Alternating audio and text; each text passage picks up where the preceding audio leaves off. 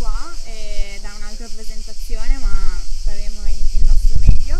E, allora, la presento, lei è, sorry for the pronunciation again, Khadija, cosa? Senti, ok, sto così, ok, you have to keep it very close. Lei è Khadija Abdalla Bajaber, ok?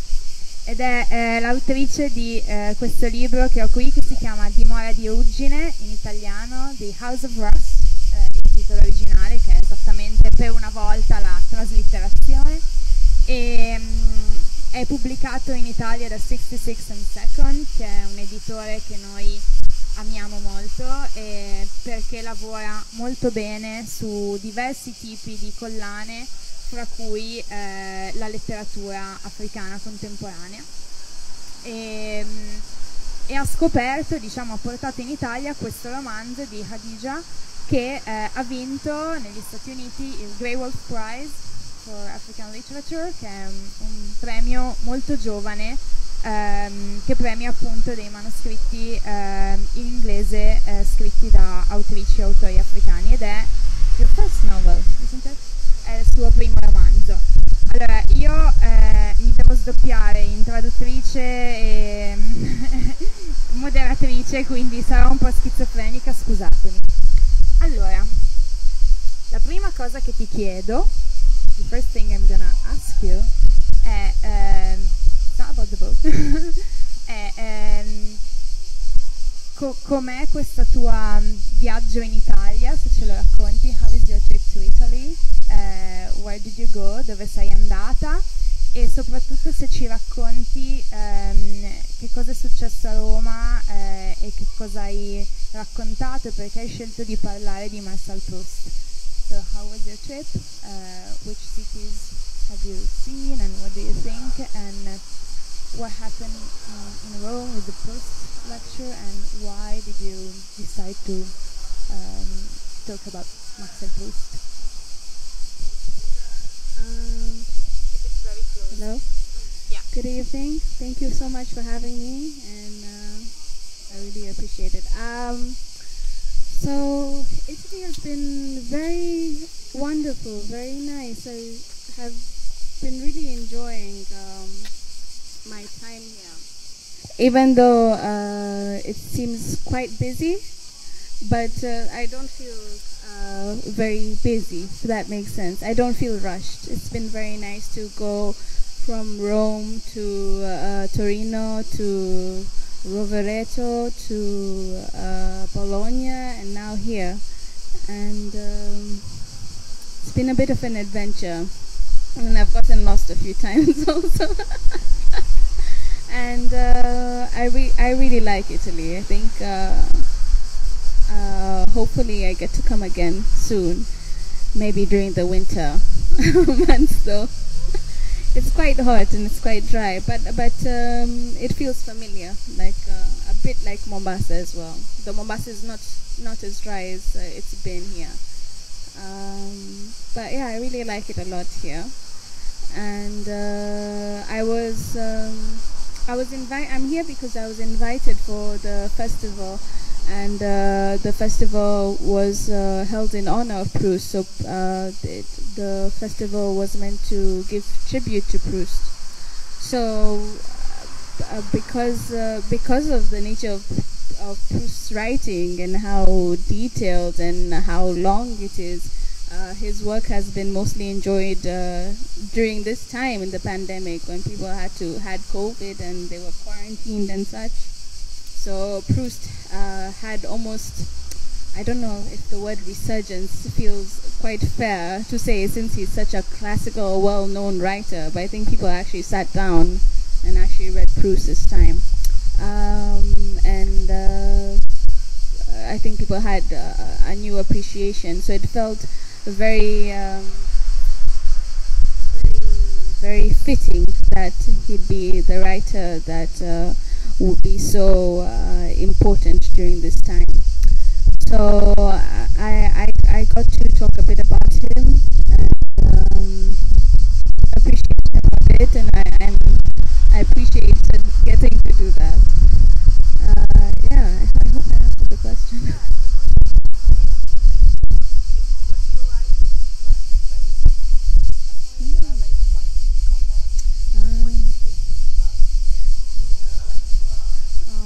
I talked about Proust's enjoyment of the small details of life, of kind of taking time to enjoy the things in life.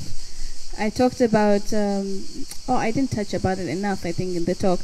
I said that Proust rises above melancholy, or if there's melancholy and sadness in his work, really, it's never unamusing sadness. It's even then, it's beautiful. And I think the complaints people have about Proust's work is usually the complaints people have about my work, which is that it's too long, or it talks too much about certain things when it should just get to the point. So yeah, I don't know. I don't think we necessarily write similar, but I think his sentiments and his appreciation of the small, sometimes irrelevant details, or irrelevant to other people, these details, I really clicked with that sentiment, and I've always appreciated it. And yeah, I think he's a really wonderful writer. Ho iniziato da questa cosa perché mi piaceva molto che voi sapeste perché Khadija è venuta qui per partecipare appunto a questo festival in cui ha parlato di Proust. Io trovo bellissimo che un'autrice keniana di etnia Hatarami arrivi a Roma per ricordare Proust, cioè lo trovo un bellissimo esempio di ciò che la letteratura può fare, no? Kenyan writer who comes to Rome to talk about Proust is like a huge example of what literature can do in the world. Diceva che il suo viaggio qui in Italia è molto bello, molto impegnato, ma anche se è molto frenetico non percepisce la fretta. È arrivata a Roma, poi è andata a Torino, a Rovereto, a Bologna e adesso torna a Roma. È un po' un'avventura, si è persa un paio di volte perché sta viaggiando da sola. Oggi da Rovereto ha preso un treno invece che un altro, è andata un po' più lenta, però è arrivata fino a Bologna e spera di tornare in inverno in Italia perché le sta piacendo molto, ma è molto caldo ed è molto più secco nella sua percezione rispetto a Mombasa, quindi è un po' faticoso. E quindi, come vi dicevo, è stata invitata a questo festival in ricordo di Proust. E dice Proust è uno scrittore che ha avuto un po' una risurrezione durante questi anni un po' difficili in cui le persone magari hanno finalmente avuto tempo per leggerlo e per apprezzarlo. E quello che lei ama molto di Proust sono i piccoli dettagli e quanto lui si soffermi sui piccoli dettagli e quanto la sua malinconia sia sempre una bella malinconia, mai solo tristezza. E le ho chiesto poi se c'è qualche punto di contatto ovviamente tra lei, tra quello che sente di scrivere e la sua lettura di Proust, o è proprio un autore che ammira e di cui voleva parlare. Lei mi ha detto che le persone quando si lamentano di Proust le fa ridere perché si lamentano delle stesse cose per cui si lamentano dei suoi libri, ovvero che è troppo lungo e si sofferma molto su delle cose piccole, ed è proprio questo che l'ha fatta, in inglese si dice click, cioè l'ha fatta agganciare a Proust, cioè questa sua attenzione alle piccole cose, l'apprezzamento dei piccoli dettagli, ed è questo di cui è andata a parlare a Roma. Allora,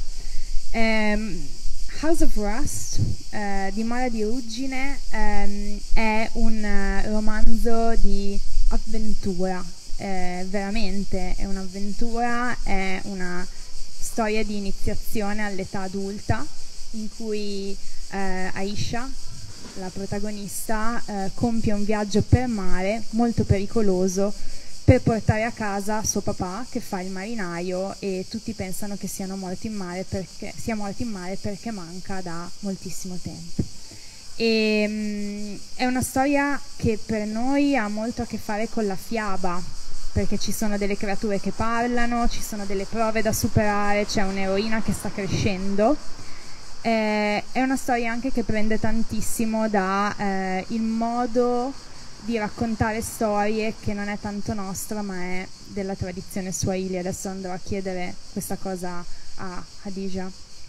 So the House of Rust, the main character is Aisha. It's like an adventurous novel where she goes in the sea, like further away, to find her father who got lost. And for us, it's like a fairy tale with like animals speaking, monsters and stuff. But your type of novel, your way of narrating, it's something that have a lot to do with the Swahili storyteller and what like to tell story means in your tradition. So can you tell us a bit more about that? Okay. So the storyteller is very important in my society. The storyteller is someone who knows how to move people and how to teach people without necessarily being overbearing. And storytelling involves a lot of skill, a lot of oratory, rhetoric, rhythm, color, imagination. And the more fantastic the thing is, the more it sticks in your mind. And the things I remember the most from the stories in my culture, these are not the stories I would read. These are the stories that we would tell each other. Either an adult would tell the children, and then the children would tell each other amongst ourselves. And it's a culture that we really love riddles, that even the riddles were a part of childhood games. I don't remember any of the riddles now, but I still remember that we used to play them. And I think as an adult I can really look back and appreciate my culture and realize like that's so interesting that you have children who are telling each other horror stories in such a studied way. You know, they're learning how to tell stories. They're learning this rhetoric and such. I'm not good at telling stories, or at least speaking them out loud. So I really do appreciate it when I can see skilled storytellers, because you don't have to be literate or have a university degree or speak several languages in order to be a really skilled storyteller. And a storyteller can be anyone from your grandmother to a very, how do you say, quote unquote simple normal person. It just can't be done by any random person who doesn't have like an imagination and interest in these things, but it's something that can be done by any class of people. And yeah, and because and Swahili storytelling has always felt in the way that I've experienced it, it has always felt very interactive. The storyteller is playing with the audience, is reading the mood of the audience as they're telling the story, is adjusting the story to match the audience, to see delight in the eyes of the audience and seek to delight the audience. And it's a very present art. It's happening live, I think, and that is how I have been understanding it as of late. It's not something I realized when I was growing up. And I was an adult, I can think about it more and see like, oh, these were the things that were happening as we were telling each other stories or as we were listening to stories.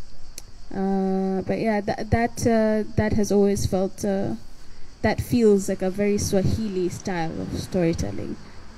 I had mentioned the other talk that even it gets to the point like even gossip. When you're gossiping about someone, you can if you don't know how to say good gossip, then no one's gonna listen to your gossip. It's not interesting.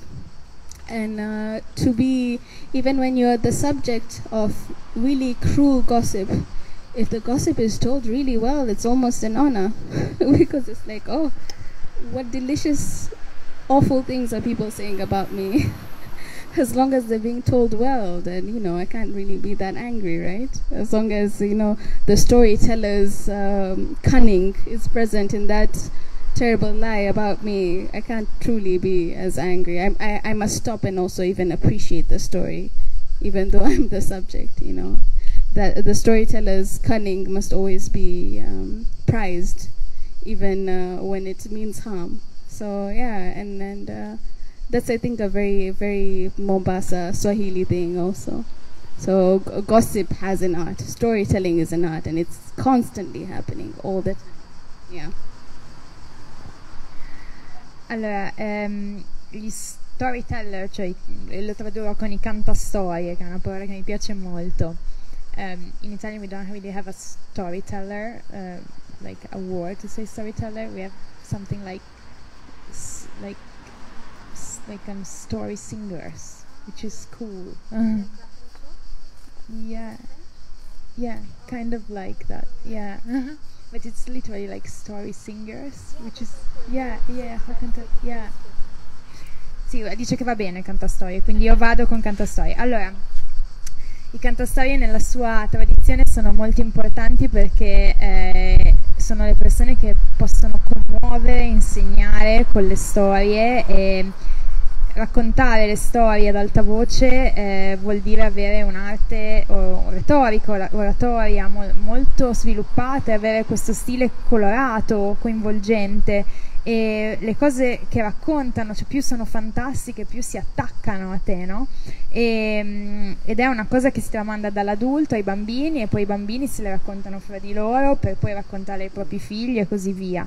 E lei da adulta, soprattutto da quando è adulta, guarda con grande ammirazione questo aspetto della sua cultura, e lei dice: io non riesco a raccontare le storie ad alta voce, quindi ho grande ammirazione per chi lo fa, e soprattutto perché un cantastorie può essere chiunque, cioè può essere una persona, un letterato come la tua nonna che non si è mai laureata, non ha mai studiato, quindi è una cosa molto difficile, ma è un talento che si sviluppa trasversalmente alle classi sociali, ed è una pratica interattiva, cioè il tuo pubblico può interagire con te mentre racconti la storia, può anche far sì che la storia prenda un altro tipo di dinamica, no? Se non gli piace come lo stai raccontando, e tu quando racconti devi ammagliare, devi accontentare il tuo pubblico.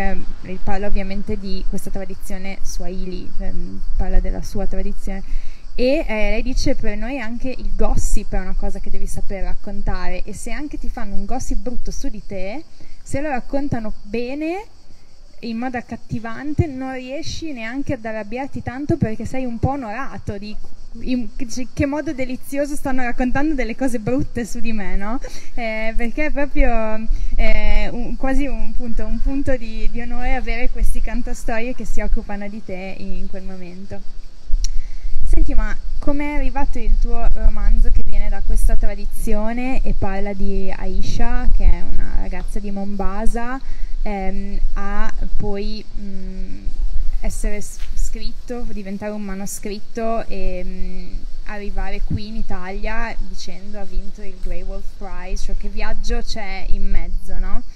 So how did your story come from this tradition, and speaks about a girl from Mombasa and her adventure, and how did it become like a book where it's written winner of the Grateful Prize? What happened in between? Like, how was your journey with this book, and how did you get to there and to be published in many languages?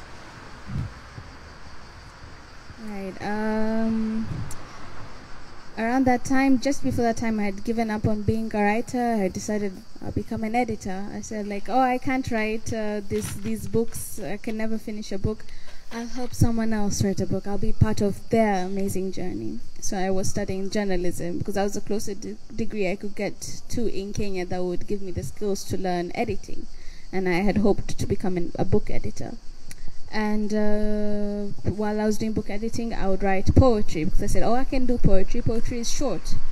You just write it, you step away, and you're done. It's something complete, you know, small goals, the achievable goals. And then I finished university, and I was and even though I thought I'd given up on writing, I found I was a bit depressed. I said, I was supposed to write. How come I haven't? I need to try at least one more time. So this time I said, I'll write. The only way I can fully finish a book is to write about something I really love, which is I love fairy tales. I love stories that have talking animals and stories that have ridiculous things happening, and I love the sea. So let me write about that, and Mombasa has all those things, and I wanted to center my hometown. I remember before that I had read a book called Deathless by Catherine M. Valente, and the book felt very Russian, and it centered Russian culture, Russian history, Russian fairy tales, Russian sensibilities, and it was a story that really captivated me. And I really wanted to have that same kind of feeling when it comes to my home. I said, why can't I write something that is so distinctly Mombasa? And so I said I tried. And I tried, I wrote the first chapter, hit a wall, and couldn't write any more. And then suddenly, it was some of the hottest months ever in Mombasa, or at least the first string of the first few years where, it was really worrying, the heat. And there was a power cut, so there was no fans, no air conditioning or anything, and it was dark, no light, no wind outside either, no rain. It was the height of summer, and very punishing. And at night, we were all stuck in the sitting room, just dying of the heat. And my mother told me, Khadija, okay, tell us a story.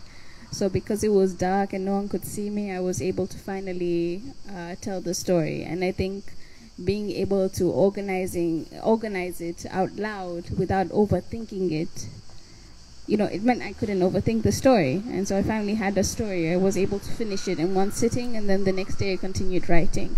So I would write maybe every day or every other day. I tried to be consistent. I told myself I wasn't allowed to delete any word or cancel any word, so I would write by hand in an old maths exercise book, because I told myself, if you're too precious about this work, you're never gonna finish it. So that's what I would do. And then I think I kind of paused at some point, and then I saw I think maybe after like half a year, I saw the Grey Wolf Prize deadline. And I told myself, I'm obviously not going to get it, but at least this is a deadline. All I need to do is finish it by this day and submit it. And if I can see that I've submitted, I finally achieved what I meant to achieve. And and then luckily the book got chosen, which was very strange and very startling. And 66 & Second was the first place that was like, we want to do an Italian translation, and which was a huge blessing. I think it was actually like a joint arrangement. Grey Wolf. So they were already interested in the prize before the book got chosen. So I said, yeah. They were like, do you want for an Italian translation? I was like, why not? And so in some ways I've been extremely blessed, because that good thing managed to come my way. So that's why we have an Italian translation, and a translation by someone as young and as talented as Alessandra. I don't think this book would have done would have been half as appealing if it had been done by someone less capable than her. So I'm really glad. Sometimes you spend your whole life just agonizing over things, and then all the good things suddenly happen, and you're not prepared for them at all. And I think these were the good things that happened.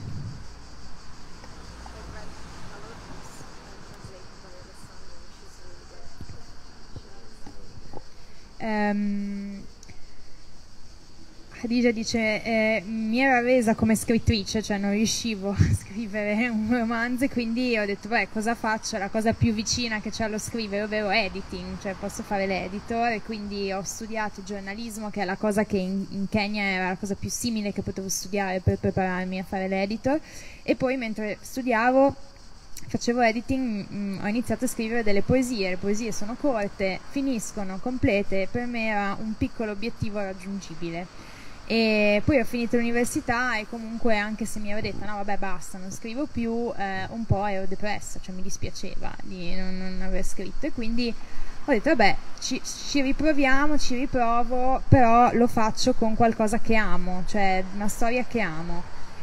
Cosa amo? Le favole, il mare, gli animali che parlano, Mombasa, e poi ho letto questo libro di Catherine N. Valenti, giusto? Che per me era molto russo, cioè pieno di cultura russa, di una sensibilità russa, di questi paesaggi, e ero molto ammirata da come lei aveva reso questa ambientazione così coinvolgente. Ho detto ma si può cercare lo stesso sentimento, però facendolo accadere qui a Mombasa, che questo è il mio luogo. Ho scritto il primo capitolo e poi mi sono bloccata, e era un momento molto caldo, un momento più caldo da vari anni. C'è stato un power cut, cioè hanno tolto la corrente ed era caldissimo, eravamo al buio e eravamo tutti in casa mia seduti in sala, e dato che stavamo morendo di caldo, non sapevamo cosa fare, mia mamma mi ha detto Khadija, raccontaci una storia. E dato che c'era questo ambiente così buio in cui io mi sentivo al sicuro, ho potuto raccontare una storia senza sovrastrutture, senza pensarci troppo, e così mi sono sbloccata e ho continuato a scrivere. Mi sono molto dedicata, ho scritto tutti i giorni e mi sono detta insomma di portare a termine questo lavoro. Poi ho visto la deadline del Grey Wolf Prize e ho detto vabbè, lo scrivo per quella data, cioè lo finisco e lo mando perché quella è la mia data. E l'ha mandato senza nessun tipo di aspettativa, e poi il libro è stato scelto. E per quanto riguarda, diciamo, la storia italiana di questo libro, 66, che come vi dicevo è molto attenta alla letteratura africana, soprattutto di autori giovani, emergenti, ha un accordo evidentemente con questo premio, e quindi era già interessata alla traduzione in italiano, e lei è stata molto felice, e le dice passi una parte della vita, no, a pensare tanto, e poi tante cose belle ti succedono tutti in un colpo quando non sei preparato. E poi nomina, e la nomino volentierissimo anch'io, la sua traduttrice italiana, che è Alessandra Castellazzi, che è una meravigliosa traduttrice, e lei dice mi fa molto piacere che appunto le mie parole siano state tradotte da lei, e sono sicura che lo abbia fatto nel migliore dei modi, data la sua sensibilità. Quindi this is a bit the story of this book, questa è un po' la storia di questo libro.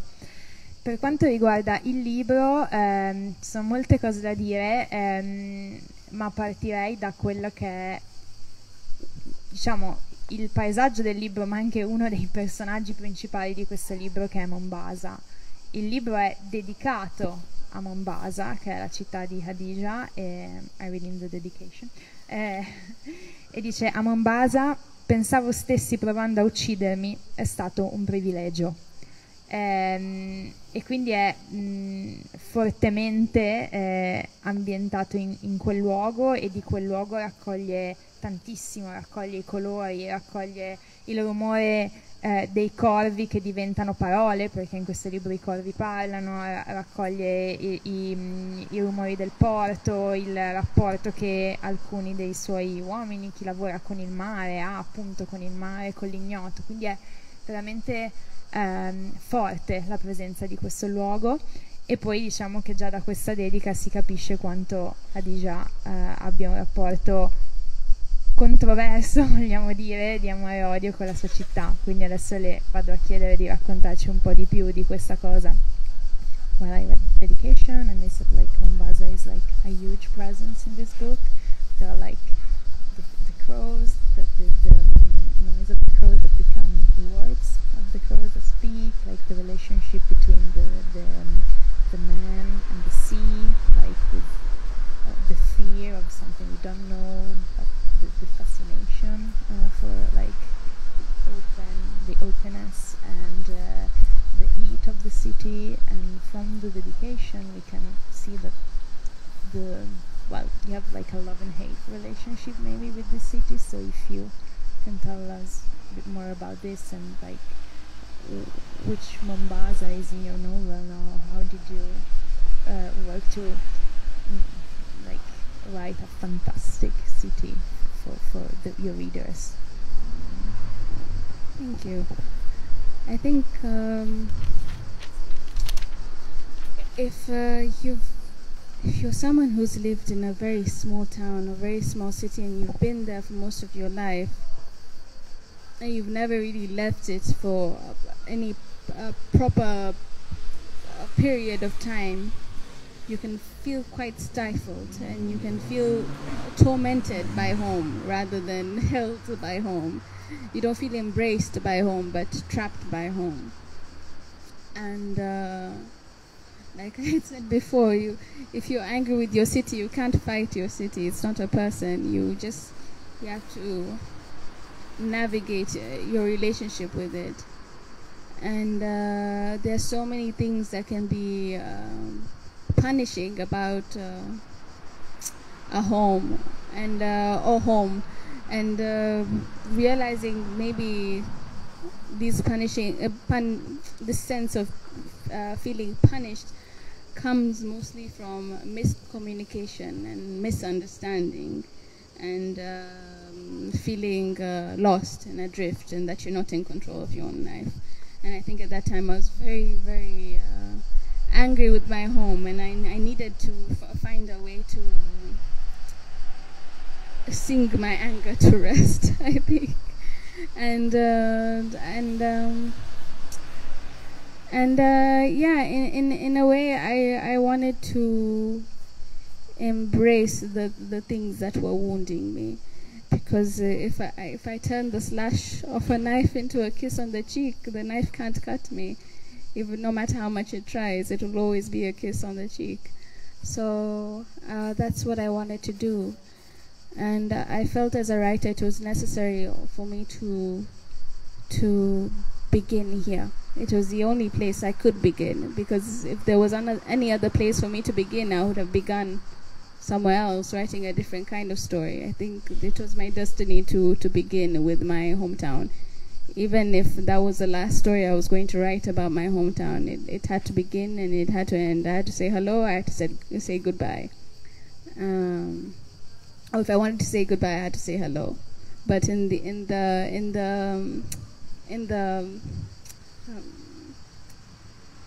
effort to say hello, I realized I didn't want to say goodbye, I guess, yeah.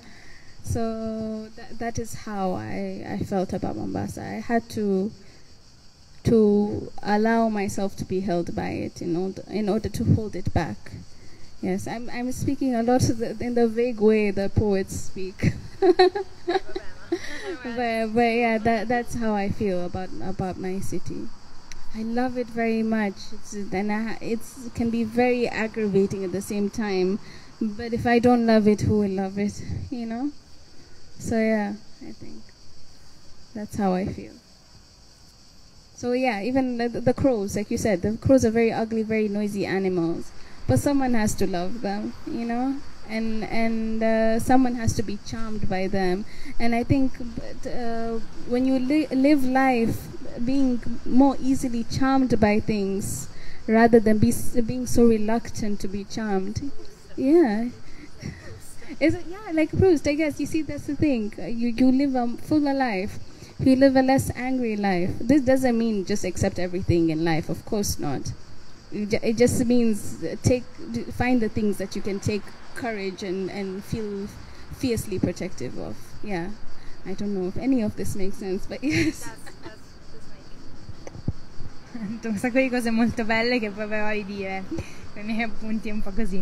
E dice, quando vivi in una piccola città per tanto tempo e te ne vai solo per brevi periodi, cioè che non vuol dire poi che te ne vai davvero, insomma vivi sempre lì, il tuo sentimento è sempre tormentato e non ti senti abbracciato da questo posto ma intrappolato. E non puoi combattere la tua città. Se tu sei arrabbiato con la tua città non puoi combatterla, perché non è una persona. E quindi quello che puoi fare, in inglese letteralmente dice lei, puoi navigare la tua relazione, no? Cioè puoi passeggiare, puoi passeggiarci attraverso. E io mi sentivo come punita da stare lì, dallo stare lì. Questo veniva dal fatto che non riuscivo a comunicare con questo luogo ed ero talmente arrabbiata che dovevo trovare un modo per cantare la mia rabbia, per raccontarla, essendo una persona che scrive.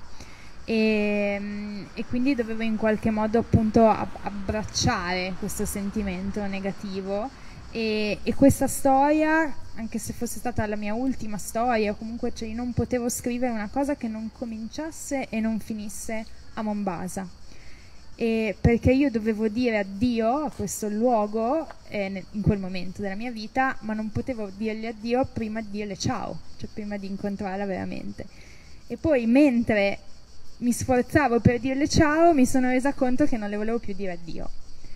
E ho capito che dovevo essere presa, proprio afferrata da Mombasa per poterla poi afferrare io, cioè per capirla, per comunicare con lei. E adesso sto dicendo un sacco di cose poetiche, non so se hanno senso. E anche la cosa dei corvi, sono brutti, sono rumorosi, ma qualcuno dovrà pure amarli, no? È un po' la cosa che diceva prima di Proust, no? Dell'apprezzare le cose piccolissime, e apprezzando la gioia di queste cose poi si vive anche, dice, meno arrabbiati, che non vuol dire accettare tutto nella vita, però insomma avere l'attenzione per questi piccoli dettagli e trasformarli in cose che comunque rappresentano delle parti di vita.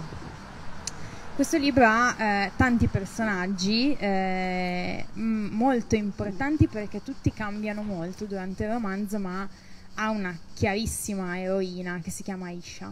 E Aisha è una ragazza che sta diventando grande e che in questo libro affronta la paura dell'ignoto, ma è anche la paura di perdere qualcuno che ama, e poi anche quella di dover opporsi, diciamo, a il destino che per lei vorrebbero le persone che più ama. Ed è un destino bello, non è un destino cattivo, cioè non pensate al matrimonio con uno che non ha mai visto, no, sono proprio delle premure, ma lei vuole essere qualcun altro. E quindi tutto ciò però non lo fa da eroina super convinta. C'è una ragazza che ha dei momenti di debolezza, ha dei momenti in cui non sa che cosa fare, ha dei momenti in cui, soprattutto quando è fuori in mare, sente veramente molto freddo, cioè anche dentro. E quindi adesso chiederò a Khadija di raccontarci un po' di questa Aisha, che è così centrale in questo libro.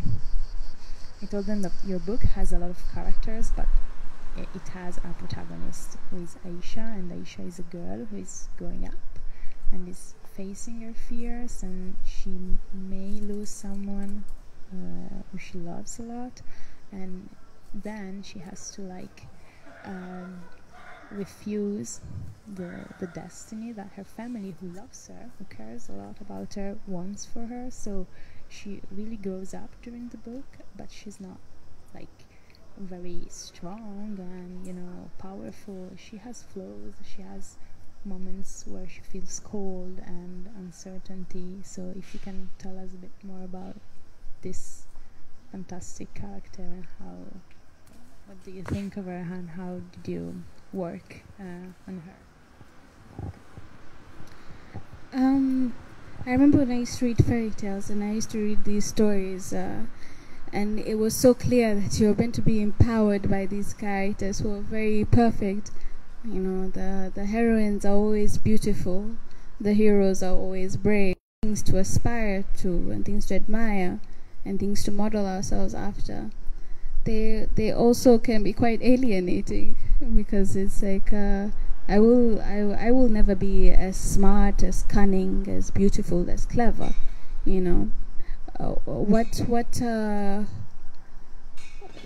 I've always been interested in characters who don't necessarily have the convictions that they're expected to have. you know. And I think convictions, you're not born with convictions, you form them. And when you're faced with people who already have convictions and you don't have any of your own, it doesn't feel that way. It feels like, why don't I have these convictions? Like, where did I go wrong?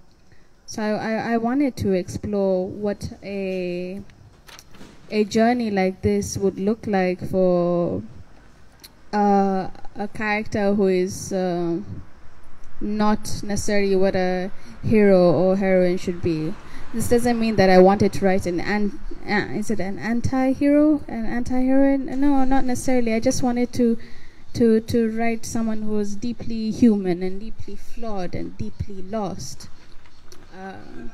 I wanted to say how it's all right to be lost, and that the convictions that we have are arrived upon in a gradual manner. And what else?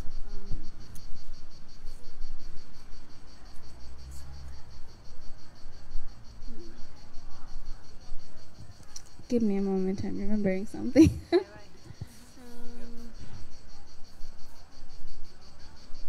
And I've always been interested also in what happens after Alice comes back from Wonderland. You know, what's next for Alice? The adventure is over, she has to go back to normal life, or, you know, I wanted to write a story where it's up to the protagonist to decide for themselves what they're going to do after the adventure. And I wanted the protagonist to have an adventure where they are given the tools but not all the answers, because the truth of life is that we don't get all the answers. The magical guide doesn't exist, and we have to face ourselves. And that at the end of the day, monsters in the sea are the least frightening things in the world. They can be very dramatic, and, you know, you can write them in a very horror story fashion, which is what I wanted to do. But the thing I wanted to impress upon the reader, or the thing that I was trying to convey, is the worst thing that can happen to you is not to be eaten by a monster. That's the least scary thing that can happen to you. The worst thing is to betray yourself constantly and to not realize that you're betraying yourself. The worst thing is to morsel yourself out and not realize that you're morseling yourself out, or realize it too late. And the incredible grief and the incredible damage that does, and and that this damage is deepened the more we don't confront it. So yes.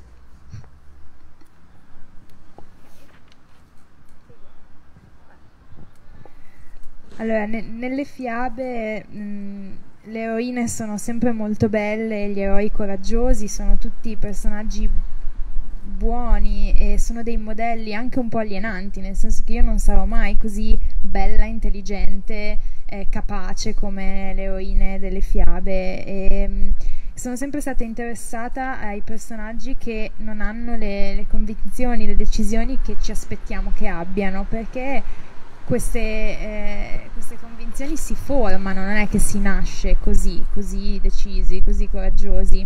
E quindi volevo esplorare cosa succede in un viaggio di questo genere, se lo fa una ragazza che sta crescendo come lei. Non volevo un'antieroina, cioè una persona che si perde in continuazione, che non sa chi è, che non è piena di difetti. Volevo una persona normale, e dire che è ok, va bene se a volte ci si perde, se a volte non si sa dove andare, perché poi le nostre convinzioni, le nostre decisioni arriviamo crescendo, e quindi è questo viaggio che mi interessava. E poi sono sempre stata interessata a cosa succede quando Alice torna dal Paese delle Meraviglie, cioè quando torna alla vita normale e quando poi deve decidere lei del suo destino. E l'avventura che ha passato Aisha in questo caso le dà degli strumenti, ma non delle risposte, perché la vita ti dà molte poche risposte. e poi scopri che i mostri del mare sono la cosa meno spaventosa che ti può capitare nella vita, cioè sono la cosa magari che io ho voluto raccontare con più pathos, o anche un po' spaventando chi legge, ispirandomi a racconti dell'orrore, ma poi quando torni a casa scopri che sono la cosa meno spaventosa di tutte. E quello che volevo dire appunto è che è invece molto più spaventoso quello che succede dopo, quando rischi di tradire te stesso, cioè tradire quello che vorresti essere, e non te ne rendi conto, o te ne rendi conto troppo tardi, e che il dolore per questa cosa è tanto più grande quanto non lo ignori, cioè quando non cerchi di non affrontarlo. Mi dite che ore sono? Che io non... se no io sto...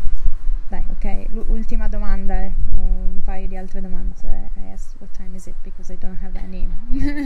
It's 10. Yeah, ok, well, yeah, last question or two. Abbiamo parlato tanto di fantastico, l'avrete sentito, non è così normale, cioè voi venite spesso alle presentazioni e sapete che di solito parliamo di libri molto più realistici.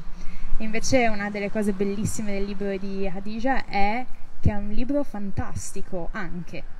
Ma non è un fantastico posticcio, cioè, oddio cos'è sta roba, cioè, è strano, no? Certo è strano perché è una cosa diversa, ma è un fantastico che non ha pretesa di simbolo, ma allo stesso tempo ci vuole raccontare moltissimo di quello che sta succedendo, un po' quello che ci diceva, no? I mostri del mare, cosa sono rapportati poi a quello che succede a una ragazza quando deve decidere di sé e diventare adulta.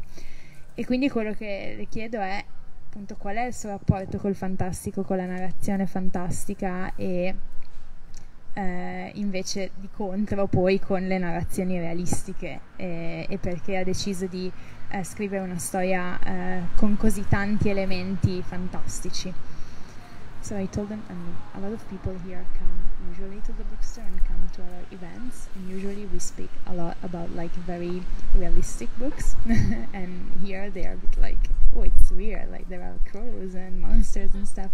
So, but as you said, talking about monsters, like the magical elements are very important in your story, and they're not like false or lies. I mean, of course they are fictional, but they want to tell us something more about reality, so that there is an interaction between reality and the not realism in your book.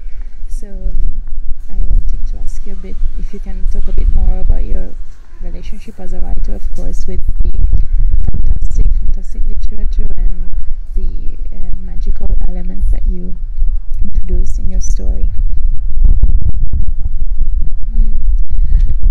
I see what you mean, because this kind of fiction, the closest thing that we could categorize it in order to, when we are thinking about how to market the book and such, is magical realism. Yeah.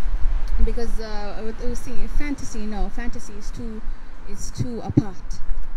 Magical realism is the closest thing, I think, but I don't know if there's someone has a better word for this category, but it would be the stuff I write in the book. It's dramatic and a bit ridiculous, but the deepest part of it is that it is a plausible world. My belief system allows for animals as being sentient things, as being aware things, of having full lives. It allows for the idea of the unseen and the untouchable. Just because that, or not the untouchable, just because we do not see it doesn't mean it doesn't touch us. Or the idea of a world that is running parallel is not quite the word. It's not as separated from ours. We believe in the idea of beings of smokeless fire. In Islam, we have three beings, or in terms of beings that with the conscious, or almost like human conscious. The angels, who do not have free will. jinns, who are beings of smokeless fire, and humans, who are the children of Adam. And I think this means that storytelling, I can be a bit more flexible with the fantastic elements and make them a bit more exciting, but have them very, very much grounded in or have them feel like a plausible world. Yeah, is that the question? Like, as in, but thank you. You said that the people read mostly contemporary, very realistic fiction here. Yeah, so thank you for giving my crazy book your time, I guess. Yeah. I still in anything. I ever since I was a child, I was interested in stories that make me feel things and make me see vivid images, you know, and imagine wildly, and even if it's silly or even if it's ridiculous, the idea of a world that is different and more interesting. That is what I enjoyed. Those are the things that stuck with me. Those are the things I still remember. You know, if maybe you remember nightmares from when you were a child, even now as an adult, there were things about that nightmare that made an impression on you. And as a writer, those are the things, not necessarily nightmares, but those are the things that I want to write about. And to always have wonder and curiosity, and to build the story as far as it can go. Not to ask, is this real? Or to ask, why can't it be real? Or does it need to be real to be important to me, you know?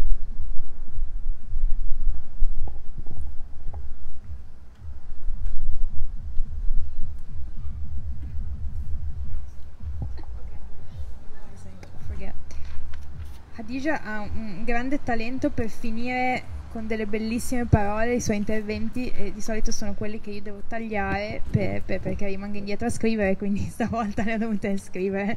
Because the end of your answers are really nice, and I usually had to cut them because I don't remember, but now I had to write them down. Dice che la definizione più calzante forse di quello che lei scrive è realismo magico, cioè che è quella che più si avvicina, perché il fantasy è già un'altra cosa. Forse questa è la parola migliore, non che lei la senta particolarmente affine, è solo una questione di definizioni. E quello che lei scrive sì ha una certa dose di drammaticità, anche un po' ridicolo, nel senso un po' non credibile a volte, ma la parte più profonda del suo lavoro è quella di cercare di creare un mondo plausibile, un mondo che non è nostro, che diciamo non è che vada parallelo al nostro, però che sia lì, magari che non possiamo vedere, non possiamo sentire, ma è vicino a noi.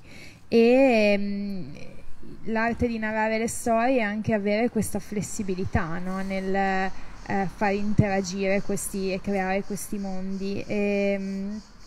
Intanto e poi vi ringrazio molto, perché se leggete di solito cose più realistiche vi ringrazio per il tempo che state dedicando al suo libro un po' pazzo.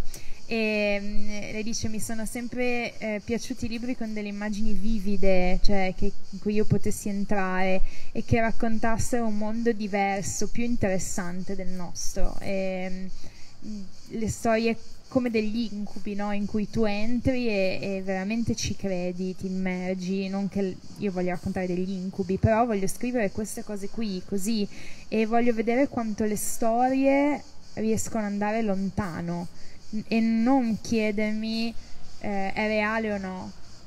Deve essere reale per essere raccontato, per essere importante. Gli insetti ci stanno uccidendo intanto, e appunto deve essere reale, no? Per avere una dignità di scrittura. L'ultima cosa che chiedo a Khadija, poi se volete domande o domande in privato sono qui a tradurre. They're always very shy with questions, so they usually come here and ask questions in like private. Last question for me è come tutti i libri, devo dire, ho letto pochissimi libri che non sono anche delle storie d'amore. Questo è ovviamente non dell'amore della coppia, cioè che parlino di amore, quasi tutti i libri parlano sia di amore che di morte, per forza di cose, perché parlano della vita e quindi è così. E questo suo libro è anche tanto un libro di amore, non appunto di amore innamoramento, ma di amore di una figlia verso un padre, di amore del padre verso il suo lavoro, che è quello del pescatore, ma non tanto quello, cioè ciò che il suo lavoro lo porta a scoprire, ovvero ciò che non conosce, e di amore della nonna verso c'è un amore in tale da età di un personaggio che non vi posso dire. Quindi ci sono tantissimi tipi di relazioni amorose, non per forza romantiche. Quindi volevo sapere da Khadija appunto se questo è un suo pensiero mentre scriveva e che cosa in particolare di queste relazioni le interessava o se le interessavano tutte. So, as a lot of books, your books is also about love. Not like romantic love, but like a love of the daughter for her father, the love of her father for the unknown, like the open sea, the granddaughter, the grandmother loves her granddaughter loves her back, but it's complex. So were you interested on like this love relationship, but of course love as a huge feeling, not romantic love, and what did you want to tell about love in your book, or if there was something you wanted to tell us about love? Okay.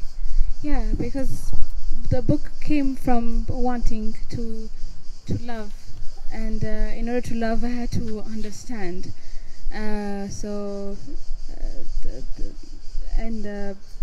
it was my way of loving my home. And as I was writing about loving my home, I was interested in writing about all the other kinds of love that can exist. And when love is love and when it's something else. And how love ultimately humanizes. And how love shouldn't be about suffering.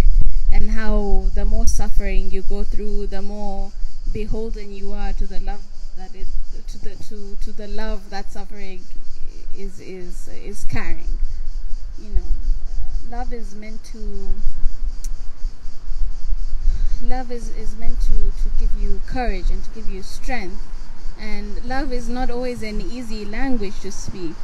And I think also when you think about a character like Aisha, or women you're expected to naturally know how to love. You know how to love other people and to be loved and to care for things, because that is considered the nature of women. What happens when you're not someone who knows how to do that? What happens when there are too many obstacles between you and giving that kind of affection? And so I wanted to write about a character who doesn't have as easy a relationship with giving and receiving love, a character like Aisha, who has to kind of who feels that the love that she's given is almost like a burden, because she has to pay it back constantly. And this kind of worldview, this kind of philosophy that she has is a very troubling one. And it's only when she goes through the book and she realizes it's all right. Love is not a debt that I have to pay back. It's not a debt that I will ever pay back, and that's all right. You know, and I think.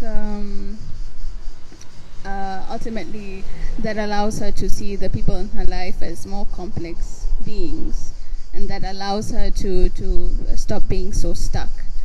And I wanted to write about love like courage. I think we had said earlier, love should be like courage. It shouldn't be just a wound. And writing this book has been an exercise in understanding. And an exercise in understanding is ultimately an exercise in love, I think. and I'm happy with that. I think I don't know all the answers yet, but it was a beginning I was happy to make.